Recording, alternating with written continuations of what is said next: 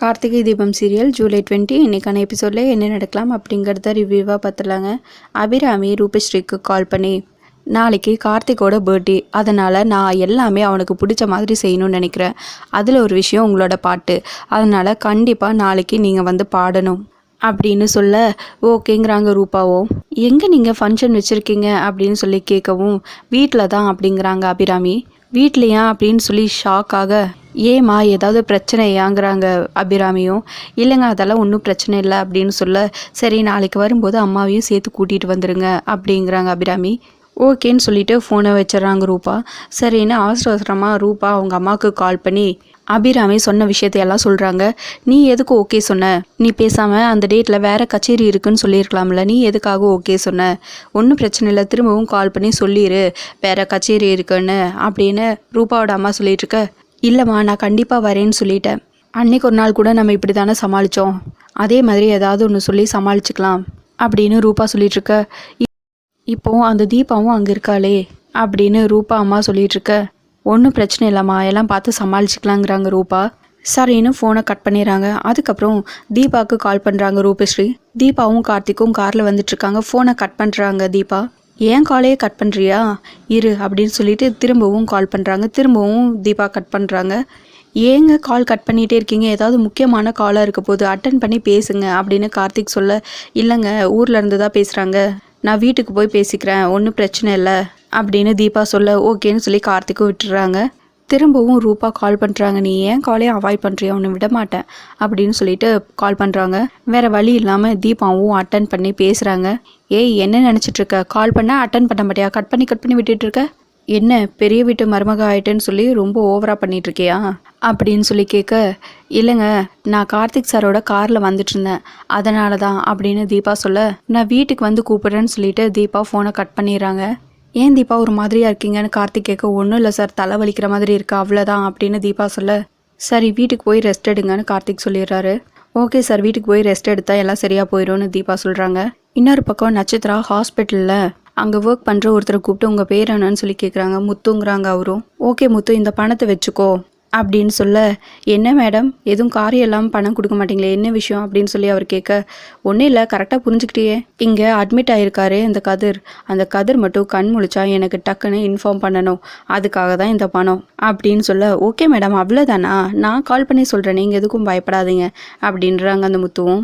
கார்த்திக்கும் தீபாவும் வீட்டுக்கு வந்துடுறாங்க. அதுக்கப்புறம் அபிராமி கார்த்திகை பார்த்து, நாளைக்கு என்ன டேன்னு உனக்கு ஞாபகம் இருக்கா அப்படின்னு சொல்லி கேட்க, என்னம்மா நாளைக்கு சண்டே அவ்வளோதானே அப்படின்னு சொல்ல, என்ன நாளைக்கு எவ்வளோ பெரிய ஒரு ஸ்பெஷலான டே, நாளைக்கு உன் பர்த்டே, அது கூட ஞாபகம் வச்சுக்க மாட்டியாப்பா அப்படின்னு சொல்லி அபிராமி கேட்க, நான் அதை எப்பவுமே பெருசாக செலிப்ரேட் பண்ணது இல்லையேம்மா அப்படின்னு கார்த்திக் சொல்ல, சரி பரவாயில்ல நாளைக்கு உன்னுடைய நாள், நாளைக்கு எல்லாமே உனக்கு பிடிச்சதாகவே இருக்கும், அதுலேயும் நாளைக்கும் உனக்கு ரொம்ப ரொம்ப பிடிச்ச ஒரு விஷயம் இருக்குது, நாளைக்கு உன்னோட பர்த்டேவை சூப்பராக செலிப்ரேட் பண்ணுறோம், ரொம்ப கிராண்டாக செலிப்ரேட் பண்ணுறோம் அப்படின்னு சொல்லிட்டு இருக்க, எதுக்குமா அதெல்லாம், பேசாமல் கோயிலுக்கு போய் சாமி கும்பிட்டு வந்தாலே போதும் அப்படின்னு கார்த்திக் சொல்ல, இல்லை முடியாது நாளைக்கு கண்டிப்பாக கிராண்டாக செலிப்ரேட் பண்ணுறோம் அப்படின்னு சொல்ல ஓகேங்கிறாங்க கடைசியாக கார்த்திக்கும்.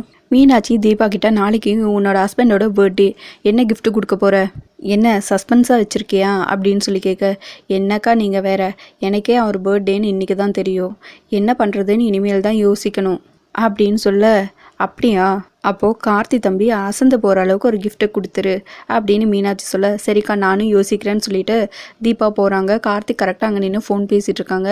ஏன் சார் என்கிட்ட இந்த விஷயத்த மறைச்சிங்க அப்படின்னு சொல்லி கேட்க, உடனே ஃபோனை கட் பண்ணிட்டு, நான் என்னங்க உங்ககிட்ட என்ன விஷயத்த மறைச்சேன் அப்படின்னு சொல்லி கேட்க, என்ன சார் நாளைக்கு உங்கள் பர்த்டே என்கிட்ட ஒரு வார்த்தை கூட சொல்லவே இல்லை அப்படின்னு சொல்லி கேட்க, ஏங்க நான் அதிகமாக அதெல்லாம் செலிப்ரேட் பண்ணதே இல்லைங்க, அதனால தான் நானும் அது பெருசாக எடுத்து உங்ககிட்ட சொல்லலை அப்படின்னு சொல்ல, ஓகே சார் சரி தீபா நாளைக்கு உங்கள் அப்பா அம்மாவையும் வர சொல்லுங்கள் அப்படின்னு சொல்ல கார்த்திக், கண்டிப்பாக சார் அவங்க இல்லாமையா, கண்டிப்பாக வர சொல்கிறேன் அப்படின்றாங்க தீபாவும்.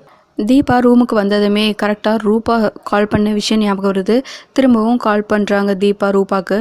அவளே கால் பண்ணுறா அப்படின்னு சொல்லிட்டு ரூபா அட்டன் பண்ண, நாளைக்கு ஒரு கச்சேரி இருக்குது அங்கே பாடணும் அப்படின்னு ரூபா சொல்ல, மேடம் இப்போது நான் முதல் மாதிரி இல்லை, இப்போ நான் எங்காவது வெளியே வரணும்னா கண்டிப்பாக வீட்டில் எங்கே போகிறேன்னு சொல்லி கேட்பாங்க, நான் என் பிறந்த வீட்டில் இருந்த மாதிரி இங்கே இருக்க முடியாது, அங்கே நான் பாடுற விஷயம் தெரியும், ஆனால் என்னோடய புகுந்த வீட்டில் நான் பாடுவேங்கிற விஷயம் தெரியாது அப்படின்னு தீபா சொல்லிகிட்ருக்க, என்ன உன் பிறந்த வீட்டு புகுந்த வீட்டு பெருமையெல்லாம் பேசிகிட்ருக்க, நாளைக்கு கச்சேரி இருக்குது நீ வந்து தான் ஆகணும் அது மட்டும் இல்லாமல் கச்சேரி வேற எங்கேயுமே இல்லை, அபிராமி அம்மா வீட்டில் தான்.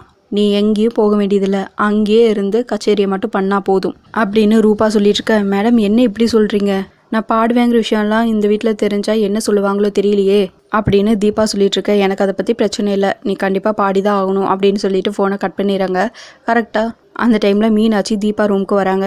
என்ன ஆச்சுன்னு சொல்லி கேட்க நடந்த விஷயத்தையெல்லாம் தீபா சொல்கிறாங்க. அதுக்கெல்லாம் ஃபீல் பண்ணாத, விடு பார்த்துக்கலாம் அப்படின்னு மீனாட்சி சொல்ல, மீனாட்சி அப்படியே மைண்ட் வாய்ஸில் யோசிக்கிறாங்க. கார்த்திக்கு தெரியாமலேயே இவ்வளோ நாள் பாட்டை தான் கேட்டுட்டு இருந்திருக்காங்க. அது மட்டும் நீ தான் தெரிஞ்சதுன்னா ரொம்பவே சந்தோஷப்படுவான்.